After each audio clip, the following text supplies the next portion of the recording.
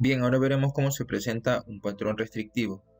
De igual forma tenemos el paciente que está realizando su inspiración forzada, el aire comienza a entrar por su vía, va a llegar al interior de su pulmón y luego va a salir mediante la expiración forzada. ¿Qué va a pasar? El aire va a salir sin ningún problema, puesto que el problema va a ser restrictivo y la vía va a estar despejada, no va a haber una obstrucción. Entonces, ¿dónde va a radicar el problema? El problema va a radicar en la entrada de aire o la cantidad de volumen que está dentro de ese pulmón. No se va a marcar ningún patrón restrictivo, lo que va a marcarse es una curva en la cual se represente menos aire dentro de ese pulmón, porque ya sea un problema a nivel de la caja torácica, del sistema nervioso o del mismo pulmón, está haciendo que el aire que está entrando dentro del pulmón sea mucho menor en comparación al aire que entra en un paciente que no tenga un patrón restrictivo. Entonces el resultado va a ser que tenemos menos volumen pulmonar y esto se va a representar de la siguiente forma. Vamos a ver la tabla volumen-tiempo. Ya se puede diferenciar lo que es el patrón pirométrico normal de azul, el patrón obstructivo en la línea roja y ahora va a ser el patrón restrictivo representado en la línea verde. Su diferencia va a radicar en la forma.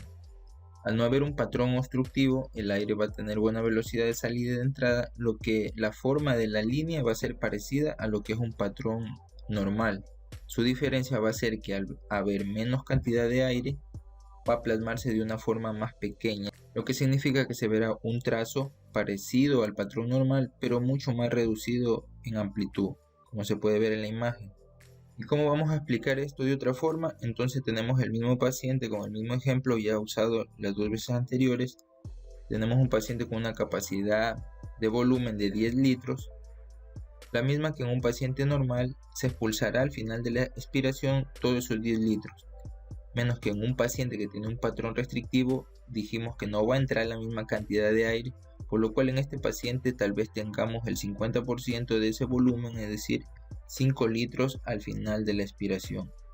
Al no haber lo que es un patrón obstructivo, es decir, una vía cerrada en este paciente, el aire va a salir con facilidad y va a expulsarse el 80% en el primer segundo.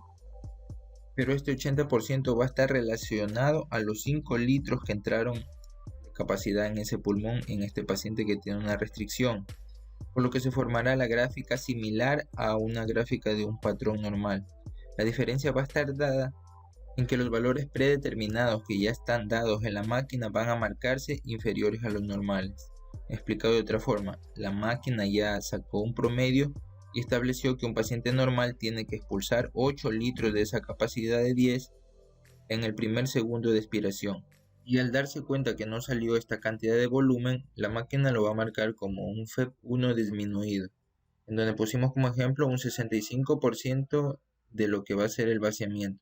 Y al final de la expiración, la máquina también va a marcar el FBC, el cual también va a estar disminuido, debido a que del 100% del aire que se suponía que debía haber ingresado, solo entró cierta cantidad y en este caso lo representamos en un 60% como ejemplo. Lo que hay que tomar en cuenta en esta tabla es que el FEP1 se va a presentar disminuido, pero siempre estará superior a lo que va a ser el FBC.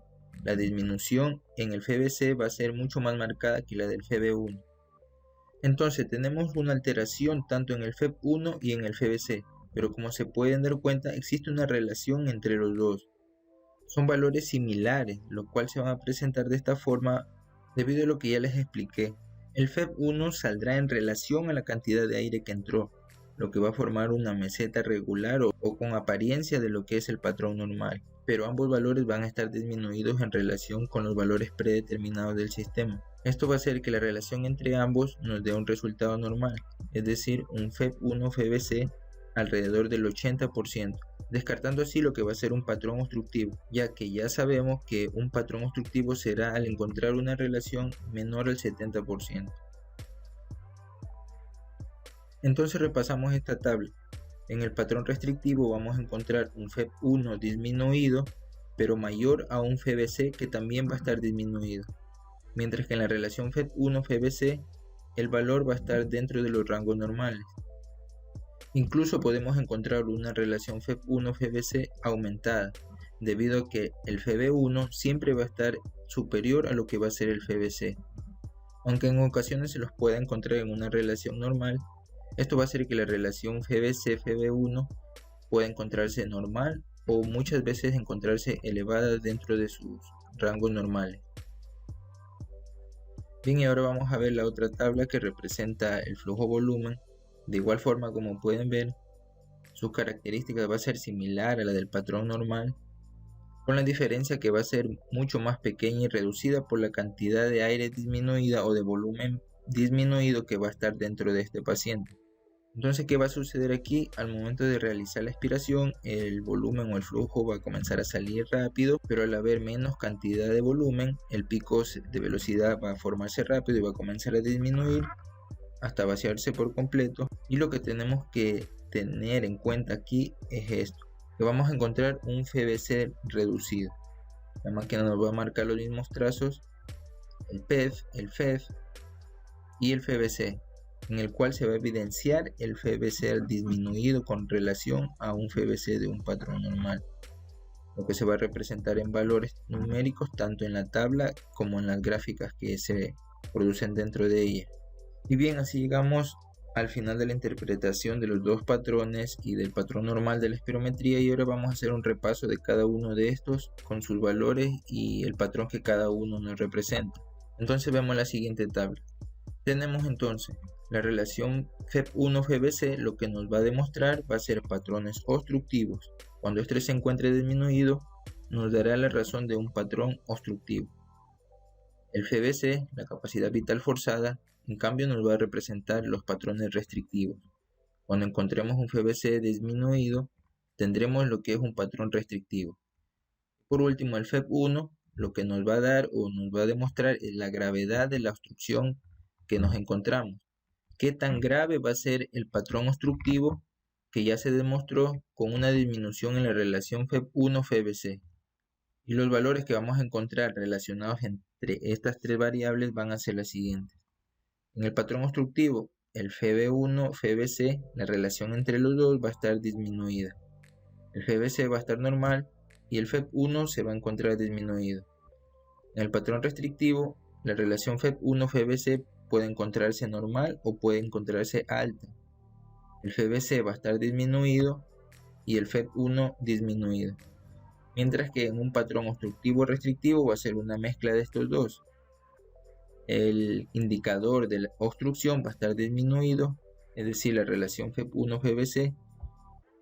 El indicador del patrón restrictivo también va a estar disminuido y por último el FEB1 también va a estar disminuido, lo que nos dará así un patrón mixto o obstructivo restrictivo.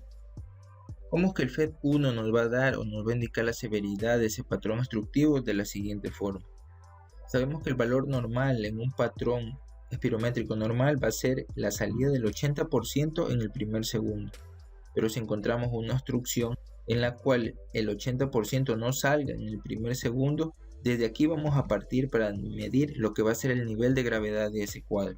Como podemos ver en la tabla, si nos encontramos en un FEB1 disminuido por debajo de 80 hasta 65%, esa alteración o esa obstrucción va a ser ligera. Si la disminución del FEB1 es menor a 65, pero igual o mayor a 50%, tendremos una obstrucción moderada. Mientras que si la disminución del FEB1 está por debajo de 50%, pero igual o mayor al 30%, tendremos una obstrucción grave. Y si está por debajo de valores del 30%, la obstrucción o el patrón obstructivo será muy grave. Ahora vamos a ver la segunda parte de lo que es la espirometría forzada.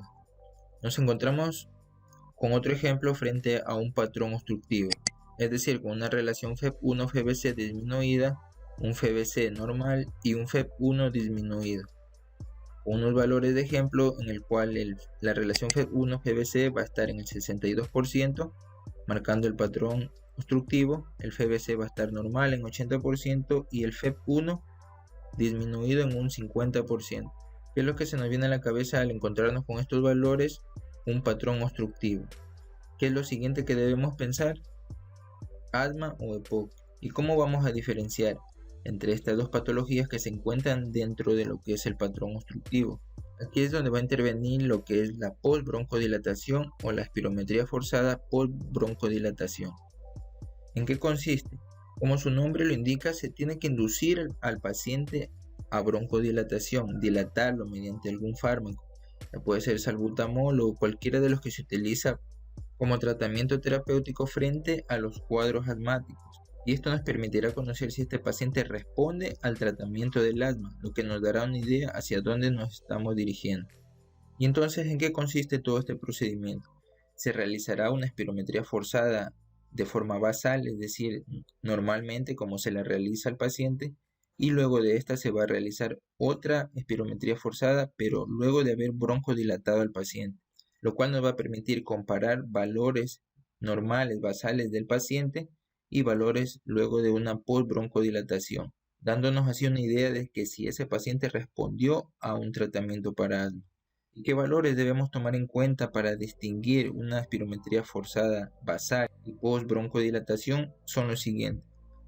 Si luego de haber realizado la postbroncodilatación encontramos a nivel del FEV1 un aumento en su valor en porcentaje, más del 12%, es decir, en la primera prueba tuvimos un porcentaje del 50% en el FEV1 y en la prueba postbroncodilatación se obtuvo un 62%, esto nos va a reflejar un cuadro asmático.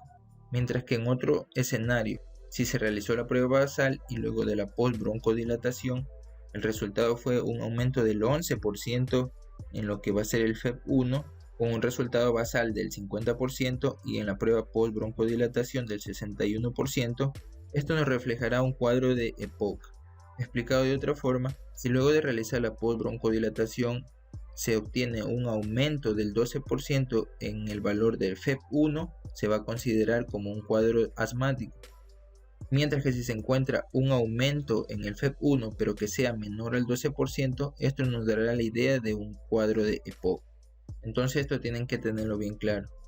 Un aumento del FEV1 mayor al 12% en relación a la espirometría basal nos dará un diagnóstico de asma, mientras que si el valor que se obtuvo no superó el 12% en relación al FEV1, nos encontramos ante un cuadro de EPOC.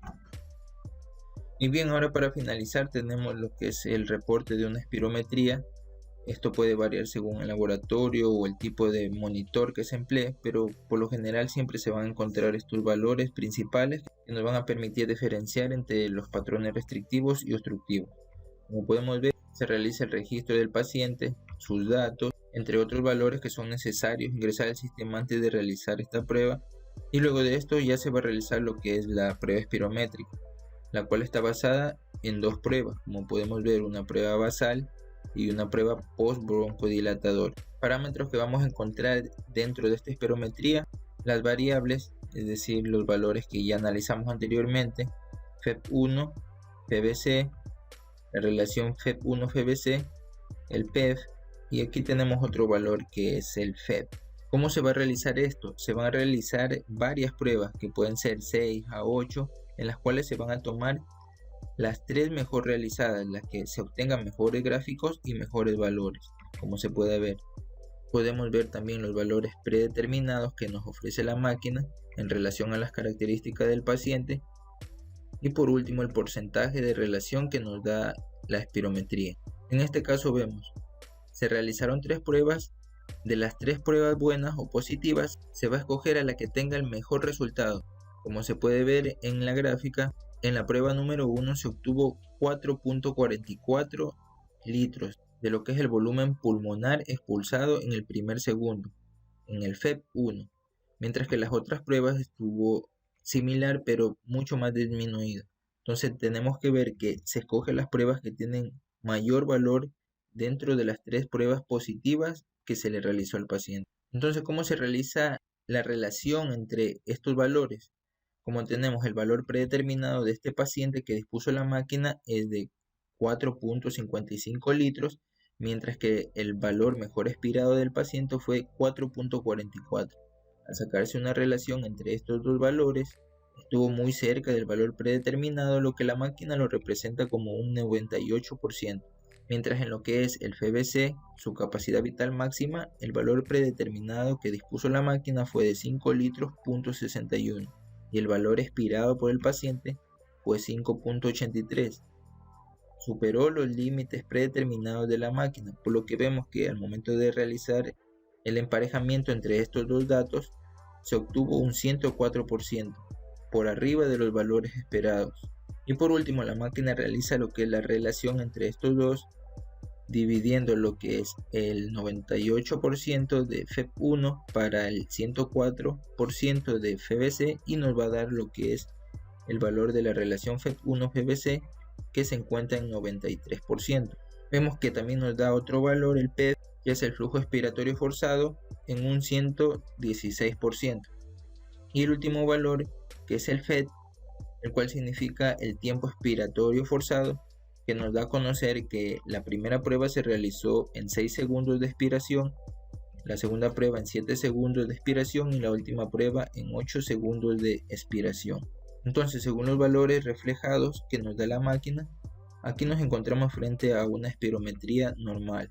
Luego de esto se realiza la prueba post-broncodilatación, en el cual vamos a obviar otra vez la explicación porque, como ya lo vimos anteriormente, vamos a tener como resultado FEP1 102%, FBC 103%. La relación FBC-FB1 va a estar en 99%, mientras que el PEF en 131%.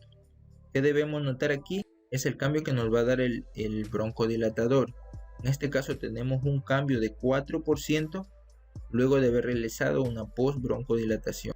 ¿Cómo se puede reflejar esto? Nos vamos nuevamente al primer valor, que fue 98% en el FEP1, mientras que en la prueba post-broncodilatador tenemos 102. Hubo un aumento del 4% luego de realizar la broncodilatación.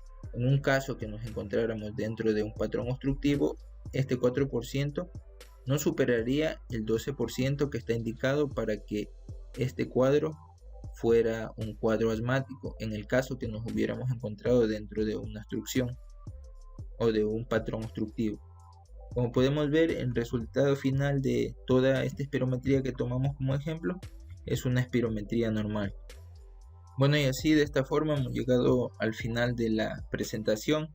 Espero que se haya entendido las diferentes explicaciones, tanto en la relación con las gráficas y los diferentes patrones, como en la interpretación ya final de lo que es la espirometría, que les haya ayudado de mucho y que este tiempo invertido haya sido útil. Y si este video les gustó y les sirvió de ayuda, denle manito arriba y suscríbanse para que sigan teniendo notificaciones cuando se esté subiendo más videos a este canal. Y nos vemos en una próxima ocasión.